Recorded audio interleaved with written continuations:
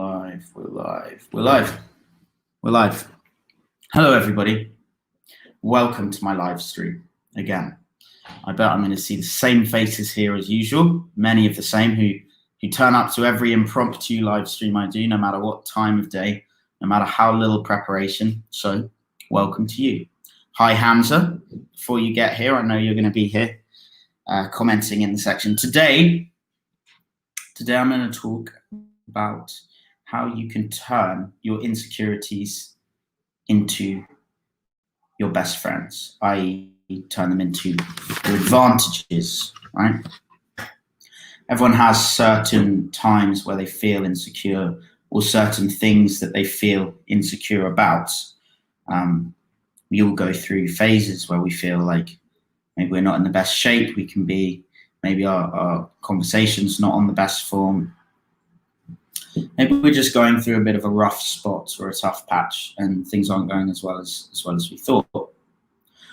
Or maybe our insecurities are based on what feedback we're receiving outside of our own lives. So in a lot of your guys' cases, just guys, if you're watching, just tell me if the stream, it seems like I'm lagging a little bit. So just tell me if the stream is good and if the quality is good. Sometimes we feel like everything's good and maybe we don't have those kind of insecurities. But the feedback that we're getting from the world suggests otherwise. So maybe you're going out, you're talking to some women, you're meeting some women in the day or at night or however you are meeting women, and you're not really getting anywhere. They're not responding to your messages after a while. They're not coming out on dates with you even when you thought that you had a really good interaction to start with. So we get insecure, right? We start thinking, well, what am I doing wrong?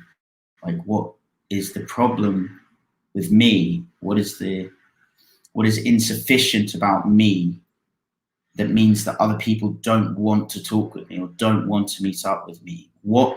In what ways am I not good enough as a person? And it's very easy to fall into this because, I mean, what else have we got other than the feedback of others to tell us what sort of path we're on, right? If you're building a business, if you're starting a business, people aren't buying your products. People don't want your products. It's a pretty clear sign that either you're advertising to the wrong crowd or that the product's not very good. And so we tend to have the same mindset when it comes to the way that people are receiving us and the way that the world is responding to our presence within it. But I want to talk about how you can actually reframe this and turn these insecurities into your allies. And I think this is really important. In fact, I know it's really important. So I was talking to a client of mine yesterday, and he's doing my month-long course where we do an hour a week, and I give him WhatsApp message feedback every day. So we do an hour-long call. We keep him up to date, keep him accountable for the approaching, and then every day he can send me the messages that he's trying to send to girls or any updates with his situations, and I help him out over WhatsApp as well. And he said to me, Sam, I'm getting frustrated. I've got like 7 numbers in my phone of girls that I want to see, and none of them are coming through. None of them are meeting up with me. I'm getting really frustrated. Look, he shows me a picture where he's been taking some of my advice, sending some voice messages, and it sort of struck me instantly that this frustration that he's feeling will be his downfall, right, if it persists. The quote that I am probably most perseverating upon, I'm thinking about the most this year, is with regard to this particular area of life, women. When you lose patience, you lose the girl. When you lose patience, you lose the girl. Now, if you can think of a more opposite word, the word is for that. What is it? So what's the word for opposite that I'm looking for? It's not, synonym is the same. Antonym. Antonymical? Who knows? Any wordsmiths, help me out here. But there's nothing more that's closer to the exact opposite of patience than frustration. And so this contrast that happened when I'm perseverating about utter patience, complete and total patience with the process, and he's getting frustrated because some women are not replying to his messages. It really struck me instantly that this frustration is utterly changeable and utterly destructive, right? What the situation is the following. Mirror image joke, just for the record. Mirror image is the same. We're looking for the opposite, right? We're looking for the antonym, I think. Antonym is the word. And patience and frustration, I think, is pretty close. So in this case, there is a situation. He has the phone numbers. He's got these 7 or 8 phone numbers. And he's messaging them. And none of them are responding to him. And that is the situation, right? So that is the situation. He's got the numbers and they're not responding. And now he's deciding or allowing himself to add another layer on top of that, which is my emotional reaction to this situation, which is what it is that I'm going to feel frustrated about it. And not only that, but I'm going to reach out to you and tell you that I'm frustrated, right? Now, when we actually look at that, the situation is what it is. That frustration is entirely separate. It's another layer on top. So you've got this cake, right? You've got this like cake, and it is the way it is, and then you spread a layer of shit on top of it. It's like, no, you don't need to do it. Leave it alone. Leave the situation to be what it is. I know some people think, well, look, we can't help when we get frustrated. Right? It's frustrating. I'm investing my time in something. I'm investing my time, my effort, my energy into these women, and they're not responding to me, or they're not giving me any attention. That is frustrating. No, it's not frustrating. It is not frustrating, right? Here's what you do. Here's how you overcome this. Here's how you turn these insecurities, these obstacles into allies. Instead of feeling like these women are not responding to you, you take the you out of the equation, right? These women are not responding. I am not a part of this. This is something that I am observing from the outside, and it's happening. This is how you stay away from the emotional attachments and the emotional pitfalls. You say, there's 7 women, I've sent them all a message, none of them are replying. Right. Now, the first way to look at it, his way, is to say, why aren't they replying? What am I doing wrong? What's wrong with me? In what ways am I insufficient?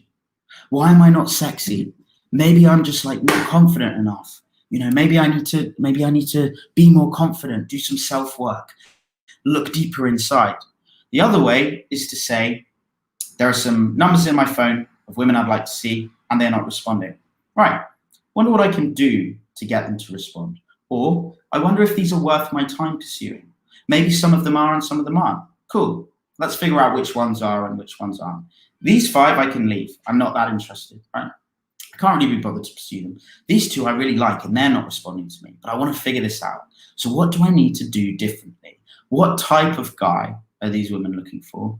And if they've already expressed some interest, maybe in the initial interaction, and I feel like the problem is not that they're not interested in me, but then they're not motivated to see me, right? So there's a difference here. You know when a girl is just not interested in you. It's really obvious, right? If she's just not interested, you just get the message. She just won't be responding. She won't be giving you much attention at all. And you can feel that. But more often than not, she has not decided that she will not see you. She just hasn't yet found the right motivation, right? So when I think about planning dates, I often think, well, what would she want to do with or without me, right? What would she want to do even if it were not me that were going with her, even if she were going alone, right? And then that might provide, that's one way at least, that you could provide a woman with the motivation to come out. And again, you guys are going to be thinking, when you fall into that sort of egoic mode, you'll be thinking, yeah, but I want her to come out for me, not just because I'm taking her somewhere she wants to go. It's like, no, take yourself out of the equation, right? Stop looking at this like some sort of process of getting people to like you, and start looking at it as an outward process of you looking to like people, you looking to have fun, you looking to express yourself, not searching and reaching for other people to invest in you. If that's where it's coming from, that will be your downfall. Because no woman is attracted to a man that wants women to be attracted to him. That's his goal. They want a man who just likes them, right? Just focuses on them. He's just there. He's just present. He's just in their company, right? So again, you've always got to step back and detach yourself emotionally from the situation and look at it as if you're above, looking down on this world, as if it's a game and you're the player, but you're not actually in the game. You're observing from the outside what needs to be done next in order to achieve the outcome that I'm looking to achieve. Right? Not this personal, frustrated, self-loathing frame of mind that it's so easy to fall into. So that's what I said to him. I said, this frustration is your doing. And we talked about in our last session, we talked about when you lose the girl. If you're trying to meet up with a very attractive woman by your standards, she will generally require more than a less attractive woman. And that is just the way it is, right?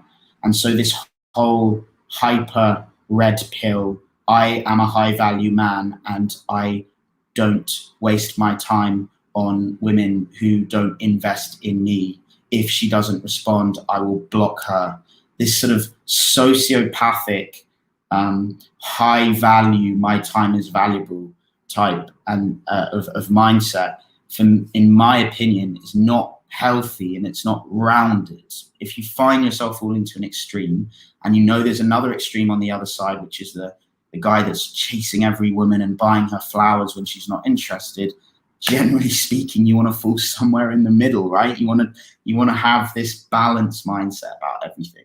And so in this case, that means some girls are not worth your time. It's not because your time is so valuable because you're a high value man. It's just because you don't care enough to keep pursuing them and to keep trying to meet up with them. However, with the women that are there, don't get arrogant, or don't mask your insecurity that you quite like her by thinking that it doesn't matter. There's plenty more fish in the sea. Yeah, maybe there are, but you're not going to catch any of those fish if you don't do what's required to catch them, right? If you don't put the right bait on the fishing line, you're not going to catch the fish, right? So you can say there's plenty more fish in the sea. I'm going to keep casting my line without anything on the end, just the hook, and hope that a good fish comes along. It's never going to happen. If the fish isn't biting, it's because they're not attracted to the food. It's because they're not attracted to the bait. So what can you do to improve the bait? And the first thing is be fucking patient. Relax, slow it down. Think about who you're talking to, not as just another number in your phone book, but as the individual that you met, as the individual that you want to meet again. You can't depersonalize the whole process, especially when there's women that you like, where there's other men in their lives who are pursuing them, other men who they're thinking about seeing, who are getting it right. And you're just saying like, hey, what are you up to today at 7 p.m.? Why would she invest her time in that, in a guy that would be just as happy seeing like 7 other women, when she's got equally as attractive men who actually know what to do and how to act around her and how to play her in a way, right? Not in the manipulative sense, but in the instrumental sense, right? Playing an instrument, you know your way around the instrument. You know what keys to press, what strings to pluck. So figure out what she is looking for and mold yourself into that image, right? Do what's required of you to meet up. And this is fun, right? This is part of the fun of the process, is that you have, many numbers. If you're a single guy and you're really enjoying this process, you've got a few numbers, and some of them you're just trying to meet up with, but you don't really mind that much, and they flake a couple of times, and that's it. It's not really worth your time. That's not the case with all of them. Where that's not the case, you should think about this creatively with a problem-solving mindset.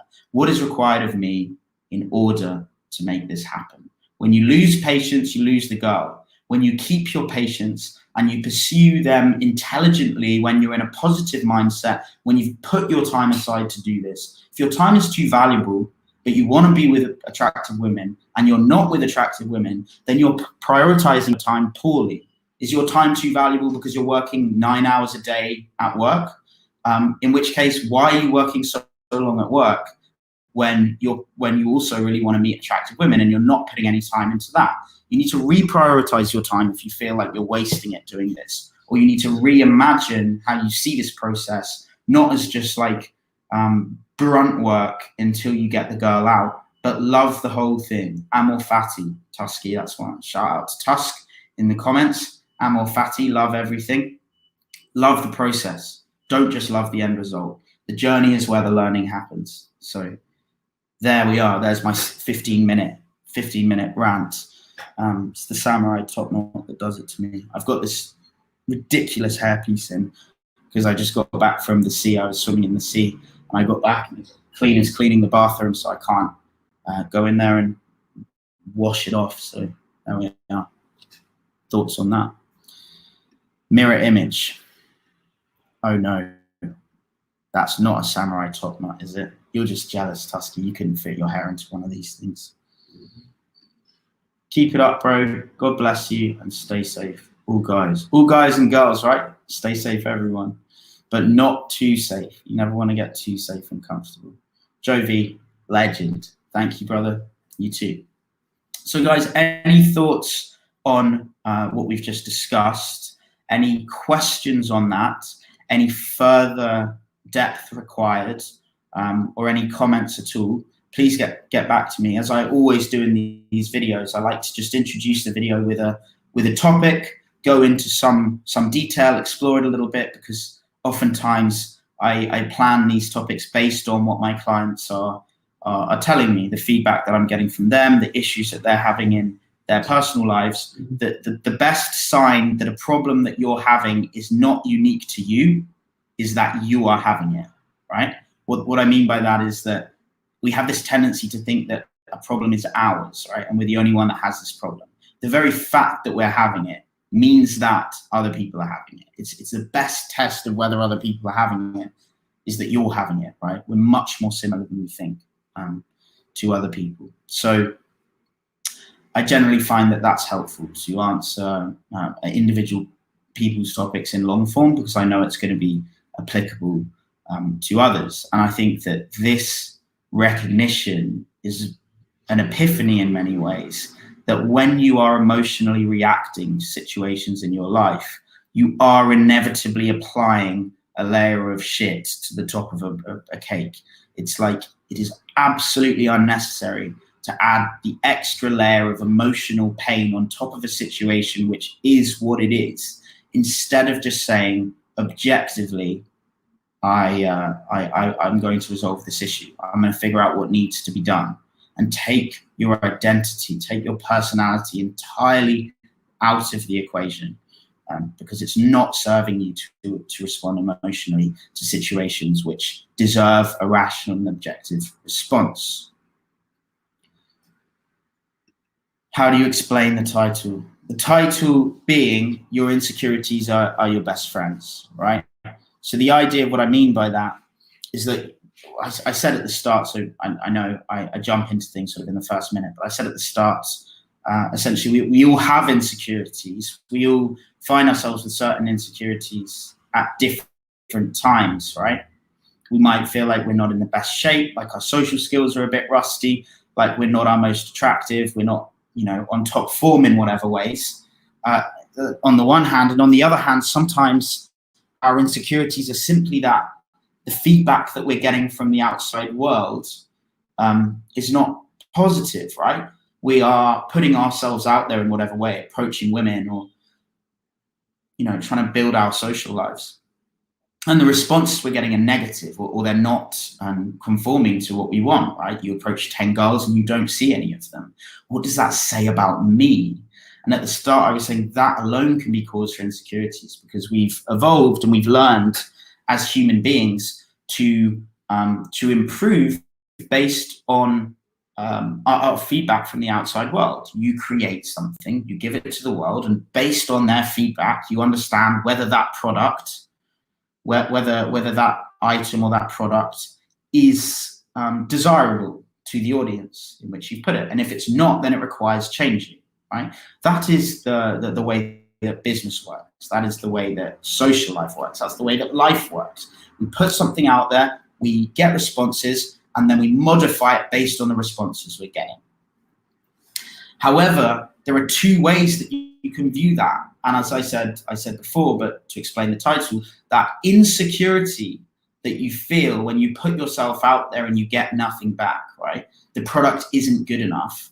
You can either embody that as your identity. I am insufficient. My personality is not good enough. I am not good enough. And I can see that from these responses that I'm getting. Or you can say, what I put out there today wasn't received well.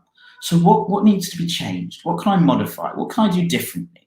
Or is there even enough evidence to suggest that there's a pattern here that I actually do need to change? Or do I need to gather more?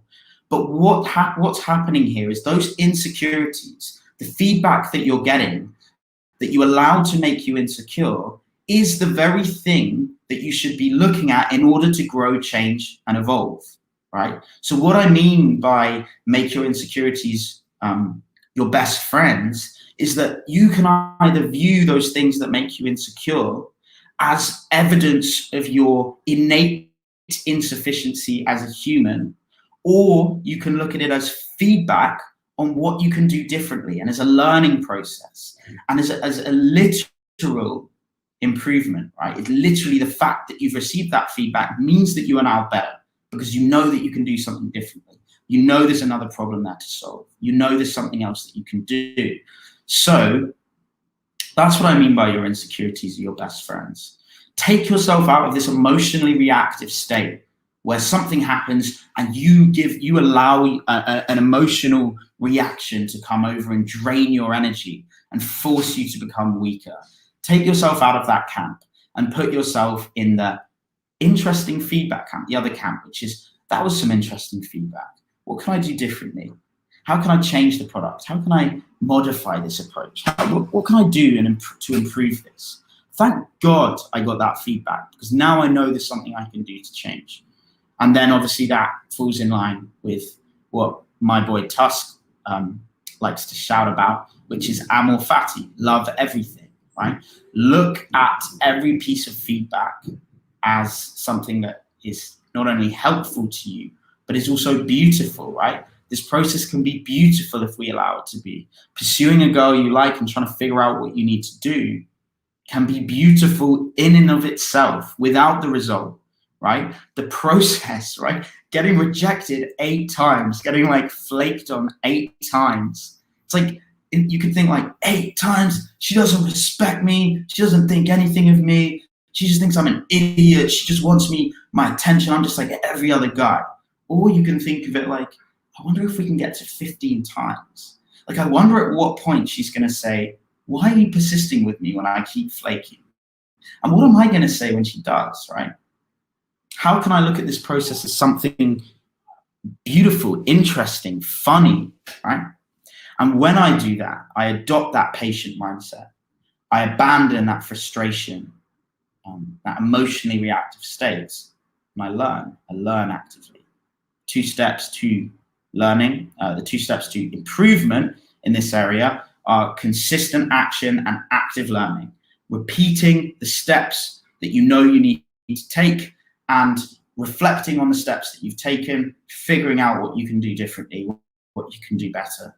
Consistent action and active learning are the 2 steps to improvement here. So yeah, that's that. That's the answer to that question. Wow, great analogy. Extra layer of dollar hit. Yeah, I agree, man. I have random questions. Okay. I hope that name, Yo KKK, is not suggestive of any opinions of the man. Be careful with that one, man. Be careful about your audience. How can you tell that a woman had a promiscuous past, high body count? Secondly, what signs can notice if women find attractive is interested in you?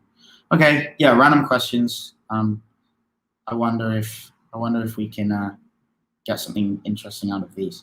How can you tell that a woman had a promiscuous past, high body count? I mean, you can't obviously tell the answer to that question, right? Some women that act in a very promiscuous way or dress promiscuously actually haven't had such a colourful or rich sexual past, and partly the reason for that is that maybe the promiscuousness that you're seeing is to sort of garner attention. You know, everybody has a natural tendency to like receiving attention, particularly sexual interest.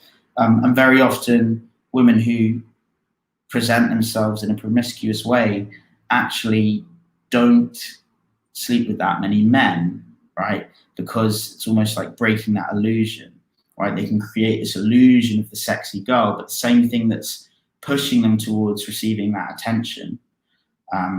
If you can usually know if a woman does that, she's trying a bit hard, really trying to get guys sexually interested in her.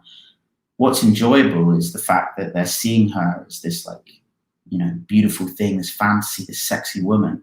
But the same insecurities that cause her to want the guys to see her like that are the same ones that are going to make her less promiscuous in real life, because very often she doesn't want to break that illusion and show this sort of the bare reality of the sex itself, which can often be a bit messy, right? So it's very difficult to tell. And on the other hand, some girls who, you know, maybe dress more conservatively and seem a little more quiet and timid and don't really try for attention often have had more colourful pasts, because they sort of do it under the sort of cloak and dagger, under the cover of night. Because they don't really care, right? They're just doing what they want to do. And on the other hand, you have promiscuous seeming women who love sleeping with a lot of men. Again, yeah, on the other hand, you have that, because very often there's this dichotomy, there's this difference between men and women, where men and women understand sex differently, right? For men, sex is something that we have an urge to do when we're sexually attracted or when we're aroused and we want to do it. However, women, there is, not in every case or in every moment, but for women, sex is something that suggests to them that the person that's having sex with them really likes them, right? Because for women, if they want to sleep with a guy, it requires some emotional investment. Whereas for a man to want to sleep with a woman very rarely requires emotional investment. It requires arousal in the moment. And so oftentimes women make the mistake, the natural mistake of thinking that men understand sex in the same way that they do. So they think that because they require an emotional connection to want to sleep with a man, that man must also be emotionally invested in them if he's going to sleep with her. And so they sleep with a lot of men because they like this feeling of being desired, right? They like this feeling that these men are investing in them, that they must really like them. And again, this usually, not always, but usually stems back to emotional distance from a father figure in childhood. If a girl has grown up without an emotionally invested father, or at least father figure, doesn't have to be genetic, but a strong man in the family that was emotionally close with them, then they seek that emotional connection in images of the father, right? So in other men, where they couldn't find it in their father, they seek to fill that emotional void with the love and attention of men who are not their father, because the father wasn't able to fill that emotional hole. So that's the first one. You can't always tell. The second part to that answer is that I don't really care. I don't really care. I mean, I know some people do, and I think there's probably some biological reasons why people would be concerned about body count, so to speak. One of them being that there's some evidence to show that the higher the number of sexual partners that the woman's had before the marriage, the less long the marriage lasts, right? So there's some evidence to suggest that sexual partners has some inverse relationship with marriage success. And that might be something that we've evolved to be concerned about as well. Again, this is me creating theories based on what seems to make sense. However, I don't really care, right? If I'm dating a girl and she's beautiful and fun, and importantly, if I'm dating her, she can hang out with my friends and hold her own in conversation, so that if I go away for 20 minutes, it's not awkward. My friends aren't acting different around her. Like, I want a girl who can hang out with my friends. For me, that's important. If she hits those, she's intelligent, she's fun, she's hot, and she can hang out with my friends, I don't really care if she slept with 5 guys or 50 guys. It just doesn't bother me, right? She's the same. I care about my experience in the moment. I care about whether I'm enjoying it, whether I'm feeling a certain way towards her. And so for me, it's not that important, but I understand that we're different, and our openness to this versus our liberal and conservatism, not in the political sense, but if you have a liberal mindset versus a conservative mindset, meaning conservative more tight and liberal more loose. Tight meaning stricter rules, tighter systems. Generally, those people who are more on that conservative end of the psychological spectrum will care more about this sort of thing. I am not necessarily strongly liberal politically, but psychologically I'm very liberal. So I'm high in traits of openness, lateral thinking, and this stuff just doesn't register as something that I worry particularly about. Secondly, what signs can you notice if women find you attractive or are interested in you? Look, there's some level at which this question is a reverse. It's like it's a mirror image, going back to that comment that we had early on. It's a mirror image in that we have evolved. Our minds have evolved to be incredibly precise calculators of human emotion. Because if we could not judge when someone was angry, happy, sad, violent, right, lonely, depressed, then we would have been weeded out of the system, because guys would have killed us when we were talking to them. We didn't know that they were angry. We would have lost our partners when they were sad, and we couldn't tell that they were sad. So we've evolved extremely precise calculators for human emotion in our minds. And so as a result of the fact that we've evolved these precise human calculators, we can tell when a woman's attracted to us, right? So there are obviously the physical signs of this, and I will go through them. But first of all, I want to say that she's going to show you the physical signs, and unless you are neurologically atypical, for example, you have Asperger's syndrome, or you have you fall somewhere on the far side of that spectrum, you will be already noticing and subconsciously registering that she is interested in you based on your mind's calculation of her facial expressions, right? So let's look a little bit at them, what they actually are in reality. So firstly, eye contact, right? And I always say it's not like eye contact, like if someone looks around, like turns their head, looking around, and they have eye contact with you, it's just them checking that there's no threats around. It's just human communication, right? That's how we survived in tribes. We sort of looked around at our surroundings. If, however, she moves just her eyes as you walk past, or as she sees you, that means that she's already noticed you, and now she's deciding to look at you. Now, unless you are talking to yourself and very loudly, and you appear to be crazy, or you have something else very strange going on, maybe a dodgy top knot, why else would she be looking at you like that, right? So if a girl's eyes follow you, but her head stays still, that's normally a pretty good sign that she's interested in you. If she smiles at you, that's a very obvious sign that she's interested in you. If she flicks her hair as you walk past, that's a sign that she wants your attention, right? So probably she's interested in you, because why would she want the attention of a guy she's not interested in? If she sort of shakes her hips more noticeably as she walks past, that could be a sign that she's into you.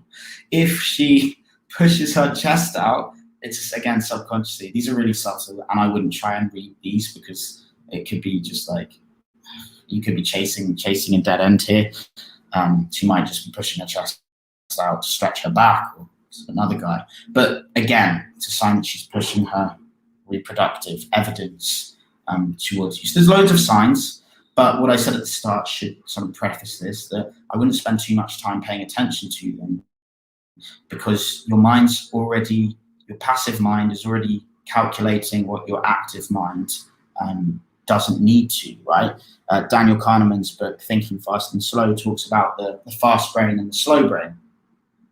And the fast brain is what we call our intuition, but essentially what the brain is calculating without our conscious focus. And the slow brain is that which we need to do consciously. Long maths, right? Game theory, chess. This is all slow brain.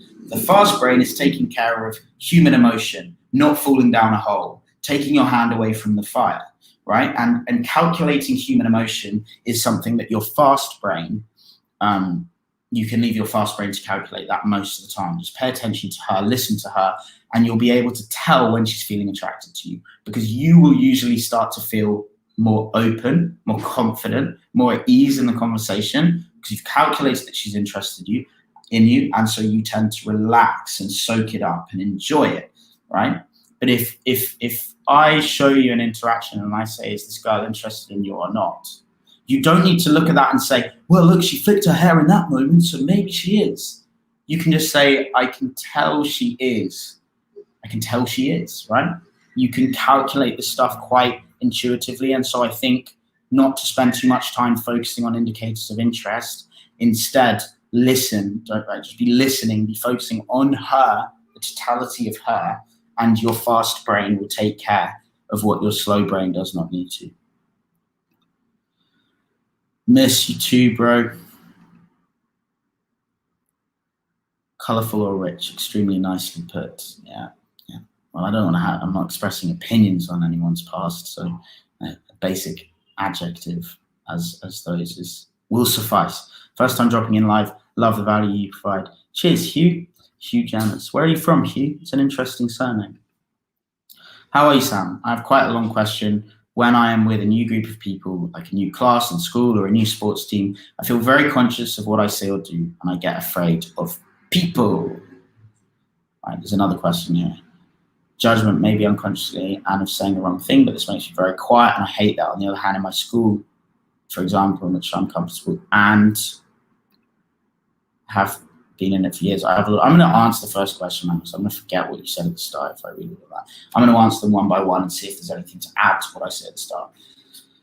When I'm with a new group of people, like a new class, I feel very conscious of what I say or do, and I get afraid of people. Yeah, that's natural. So does everyone, man. Literally everyone.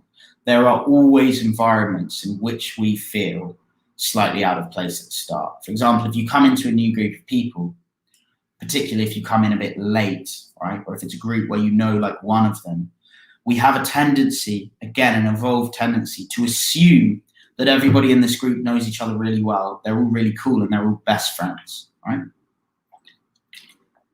Reason being, by having that intuition, that assumption that everyone knows each other really well, we don't overstep, we don't make any social errors, right?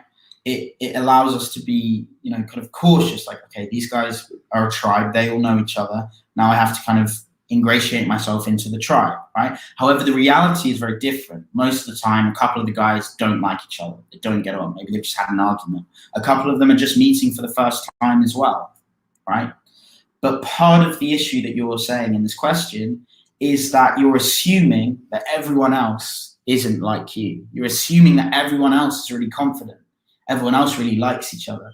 Everyone else is really really cool and calm, and it's just me on the outside that's nervous and anxious. And that's not the case. again, we said earlier, the greatest sign that a large number of people have a problem is that you're having the problem. That's like, if you know nothing else, the very fact that you're having it is an incredibly potent sign that other people are having the same issue, because we're much, much more similar than we think.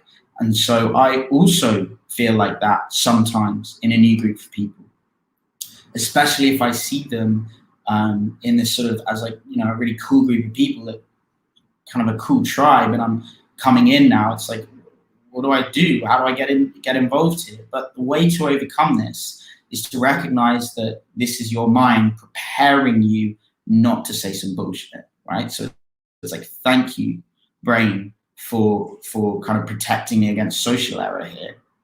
And now the next thing is that you don't have to say anything or do anything, right? So we have this tendency to think like, when shall I speak? Like, what can I add to this conversation? People aren't noticing that you're not adding to the conversation verbally. They're noticing if you're not involved in the conversation, right? So let's look at this word involvement. Involvement doesn't require that you're commenting after everyone speaks, or that you need like 5 minutes to talk about one of your experiences. Involvement can be merely appreciating that which someone else has said. So when I'm trying to get into a group of people, a new group, the way that I do it is I focus entirely on the speaker, right? I don't let one moment go to myself and what I'm doing. I focus entirely on the speaker, because maybe the speaker will say something funny, right? And if I'm the person that gets that he makes laugh, right? He says something really funny and some people didn't pick up on it, but you did, and you laugh. What better sign of confidence than someone who doesn't need to be constantly jumping into a conversation and grabbing the stage, but who could sit back and just enjoy what other people are saying, right? Now, when we invest in someone else, like if someone feels that we like them, right? If you're talking to someone and you're listening to them and you're giving them the impression that you like them, an interesting research shows that they assume you to be intelligent, right? Intelligence is the result that follows when you show that you're interested or invested in someone else, right? Particularly man with man, right? Because it ignores the romantic connection. Now, the intelligence is because everyone believes they're a little bit better than they are, usually, right? And so if you've noticed what is great about them, if you've noticed their value, you must be more intelligent and more perceptive than the average person, right? So if someone says something funny and you're the person that laughs the most, or you have the greatest humor response, they will see you as intelligent, because you're the one that gets their humor more than anyone else. You're the one that's intelligent enough to perceive of what they've said, right? You're intelligent enough to invest in them. So it's interesting. You don't and you shouldn't try and steal the floor. If you're in a new group of people, you shouldn't try and become the big man. What you should do is the opposite. You should humble yourself. You should focus on them. You should encourage other people to be talking. You should encourage other people to be opening up, to be making jokes, because people notice energy. They don't notice who's speaking the most. They don't care who's speaking. They care about the energy. And if there's a couple of guys who are trying to impress everyone, trying to steal the show, and then you're the person that's just sat there, like relaxed, just listening, right? Listening, nodding along, occasionally laughing, occasionally saying, that's true. I actually like that, right? Just adding this positive, encouraging, open energy, allowing everyone the space to contribute what they want to contribute without feeling like you need to snatch the space. And guess what happens? You become the charismatic person. And when it is time for you to say something, right? Someone asks you a question, people are going to listen, right? Because they're like, oh, this guy just been listening to everyone, doesn't feel like he needs to contribute, right? So people hang on to every word that you say. You don't have to say anything. There's no pressure to say anything.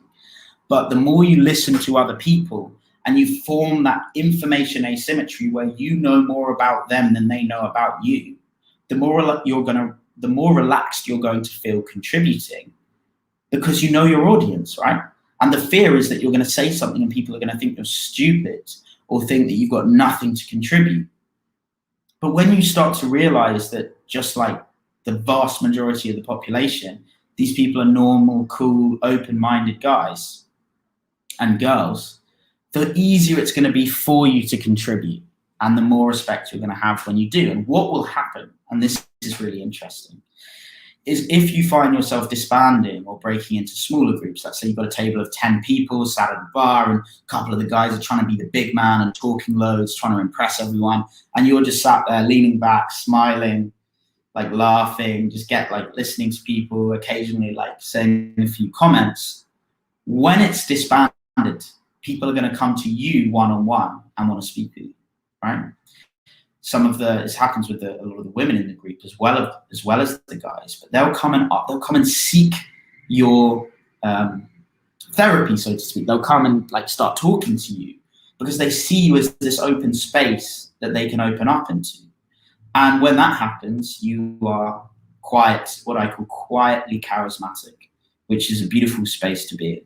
It's where people feel safe around you, people feel heard around you, people feel like you are cool in the sort of truest sense of the word. You're cool because you don't need to assert yourself. You're not competing against anyone. You've got your vibe, you've got your own thing going on, and you're just allowing people to come into it, right?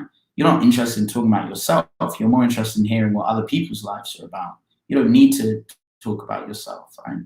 So that is what I would do, man. I would take all of the pressure off you to say anything. Like, just sit down and listen. Enjoy the ride, man. See what you can learn. Detach yourself from this personal feeling that I'm here and everyone's looking at me and I don't know what to say. And just listen to other people. Focus on the person that's talking. See if there's anything you can learn. Ask some questions about the experience that they're talking about or about the thing that they're talking about.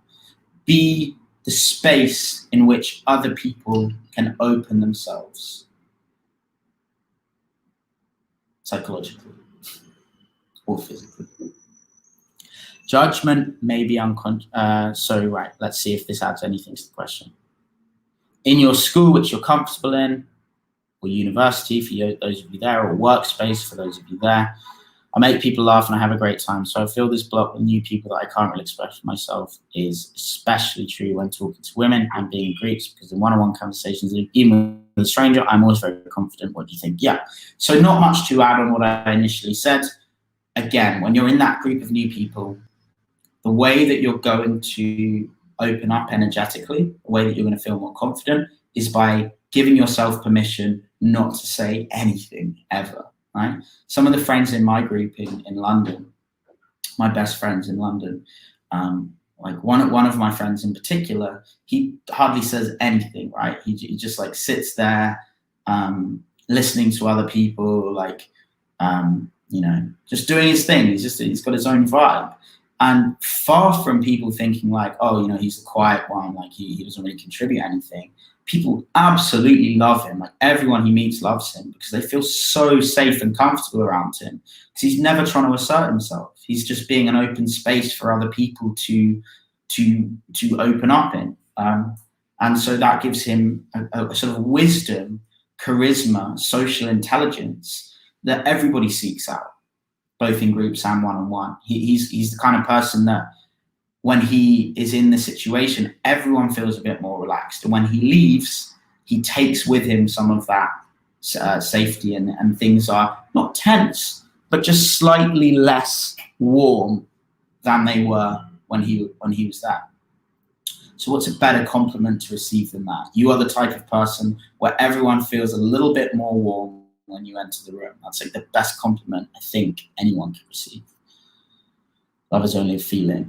I don't know what part you're responding to, Joe, but maybe you're right.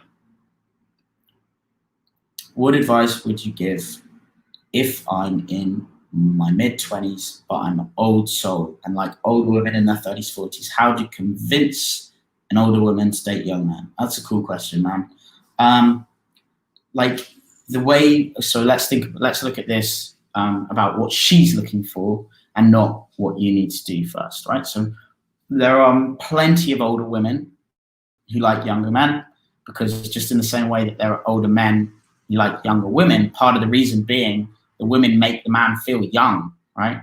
The naivety, the lack of jadedness and bitterness with life that comes with age, that can come with age. When an older man dates a younger woman, he gets that sense of youthfulness, of naivety, of excitement, of innocence. And in the same way, some older women want to feel young again. And so they go for guys, but not any younger guy, right?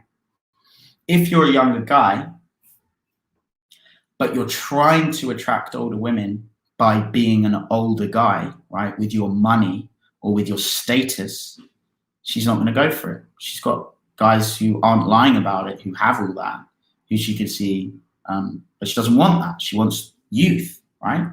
And youth is associated with excitement, spontaneity, charge, energy, intensity, all of these things that we associate with youth, right? Energy, physical energy. So if you're a young guy and you like older women, the best way to attract and be with older women is to just show that you're into them, right? To show that you're interested in them. Older women can take a compliment much better than a younger woman. A younger woman's like, oh, if he's complimenting, can be. If he's complimenting me, that must mean that he thinks my value is higher, which means that it probably is. And so I should be seeking someone who doesn't compliment me, because if he doesn't think I'm amazing, then his value must be higher than mine. They've got this whole, again, naive assessment of that they should be going for the top thing all the time. Older women have seen it all. They've done that. So they're just looking for something more straightforward most of the time. And if they are inclined towards younger guys, they like a younger guy who's into them, right? Who looks at them with desire, like she's a sexy older woman, and it makes him want to be with her. It makes him want to date her. He wants to be in her world, right? He wants her around. And so the best thing you can do is just give the older women an honest and open expression of your attraction towards her. And that's what will turn her on, because she gets to feel like the sexy older woman with this young guy who's super into her. So in my experience, the biggest mistake guys make when they want to date older women, young guys want to date older women, is that they try and impress them with things that the older woman already has. And they neglect the very reason that she might want to date them or to be with them, which is their youth and their hunger and energy and naivety. So be spontaneous, be complimentary, be interested. Don't be trying to impress her. Be expressing your intent and your interest, because it's much more straightforward there. If she wants to be with you, she'll be with you. She doesn't need to string you along. She doesn't need to assess your value. She's been there. She's done that. She's much more likely to know what she wants and to do what she wants without any strings attached. So we've got about 3 more minutes, guys, on the call. So any other questions, chuck them here. And let me answer Badger. Hey, Sam, a few questions. How do you open to a woman that is in a group? Is you walking together or sat down at a bar? Also, do you leave straight away after getting the number or stay in the interaction? Generally speaking, if I'm talking to a woman in a group, if they're sat down at a bar, I tend to separate the object of my interest with the social interaction, right? So I try not to think about it like I'm approaching a woman in a group. I think about it like I'm approaching this woman, right? And she happens to be around other people, but they're not my interest right now. She's my interest, right? So I will be polite and respectful to the others, but the more interest I show in the group, the less interest I'm showing in the woman. So the more I pay attention to the group, the more it takes away from the sense that I'm interested in the woman or I want to talk to her. And sometimes I'm very naturally, as I said, high in traits of agreeableness and empathy, and so my tendency is to want to just talk to everyone in the group and provide a nice presence and make everyone feel nice. But that's something that I have to not fight against, but I have to be aware of and remember what I'm here focused on, because you can miss great opportunities if you allow yourself to be too agreeable to everyone. And so generally I go up and I look the girl in the eyes. I don't look at the group. I tell her what I want to say, get to know her, maybe get her name, and then I might address the group and be like, hey guys, nice to meet you, I'm Sam, and then I go back to the girl, right? Because then she knows, she feels special, right?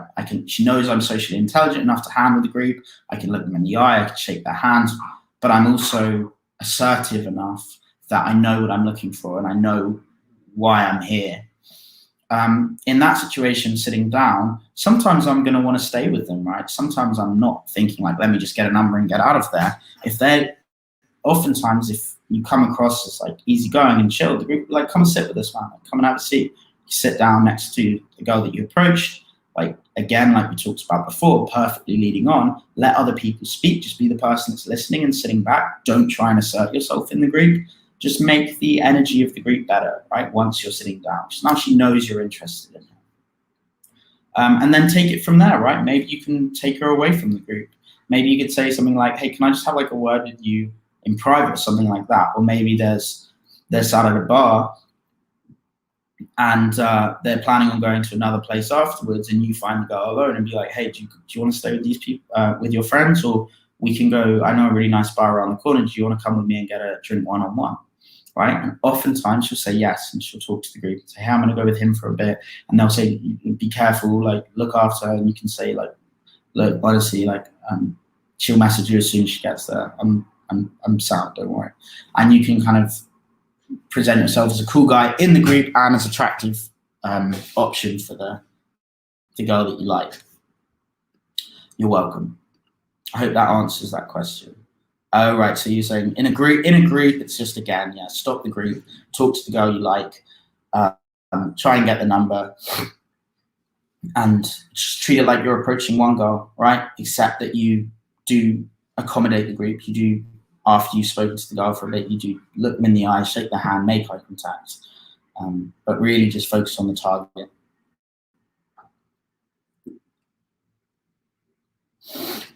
It's all about acquiring and giving value. Acquire value by going to the gym, building our social life, building our businesses and stuff like that. Basically building oneself. We give value by bringing girls into our reality. Yes, true. True. I agree.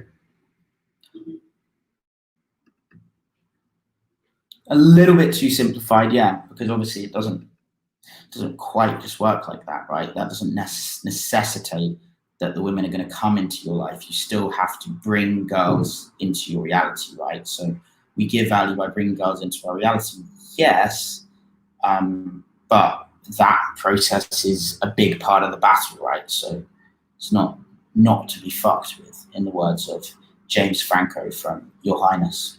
Anyone seen that film? It's a classic. Do you think it's hard for a Chinese guy to hook up with Western women? Depends on the Chinese guy, man. I would say that the average, the mean Chinese guy, so the very average, right? And the average Chinese guy versus the average Irish guy, I would think that it will be harder for the average Chinese guy.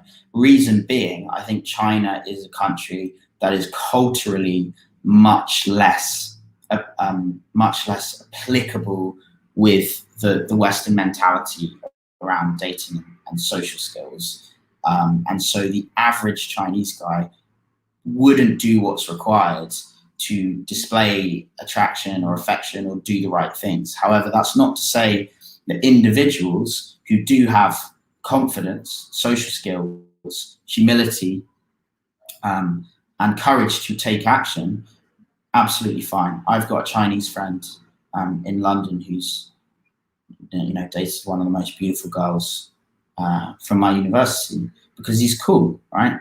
And he has lived in London for long enough that he's got a good friendship circle, and he's kind of adopted the Western mentality, right? So he kind of stands out as like a cool London guy who's also genetically Chinese, and that's no problem at all.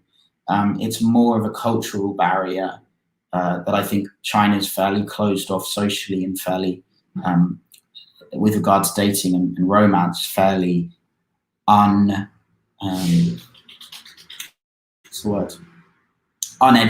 Men are fairly uneducated in how to build attraction with particularly Western women and correct me if I'm wrong, but I think also Chinese women. I'm not sure how the dating scene is over in China, but I've heard it's a strange scene. So please correct me if I'm wrong. But you'll be fine, man. If you're doing all the right things, you look in your picture, you look like, you know, a well-presented, confident enough guy. So you should have no problems, as long as you're building the right areas of your life in all the other areas. Great live stream. Cheers, Joe. I've enjoyed it as well. If you do a lot of approaching, but most have a boyfriend or they flake, is that a red flag on my part or just a numbers game? It's what we talked about before, man. It's a red if it continuously happens. If it continuously happens, then I wouldn't call it a red flag, but it means that luckily, it means that there's something you can go back and figure out, something that you can work on. Again, consistent action is what you're taking. Keep going out. The active learning part is the part that might be missing, right? Well, this isn't working. So what do I need to do to correct it? It's not personal. They're not rejecting your identity as a person. They're just not interested in the situation right now. Maybe because you haven't given them the right motivation. Maybe because you haven't built the right interest. Maybe because you're just not very persuasive over the messaging process. But as always, if you think it's any of those, all you need to do is get in contact with me and we'll have a 30-minute free breakthrough call and I can help you with that. Just book the call. I'll put it in the description. I'm going to post it here as a comment. I'm happy to talk to anyone and help them out with whatever it is they need help with. So book your free call at the link. This has been my pleasure. I look forward to seeing you guys in the next impromptu live stream. I'm coming back to London on the 21st of June and I will be coaching. I'm getting really booked up now because all of my weekends have basically gone. So I've got a few Fridays and Wednesdays and Thursdays should be fine. If you're in London or around the world and you want coaching from me, get in contact and we can sort it out. I'll be back in London, raring to go, get out there into the parks, the streets, revisit Bond Street and see if it's changed. So yeah, I really look forward to seeing you guys wherever I do, in fact, see you. Take it easy, live well, Sam out.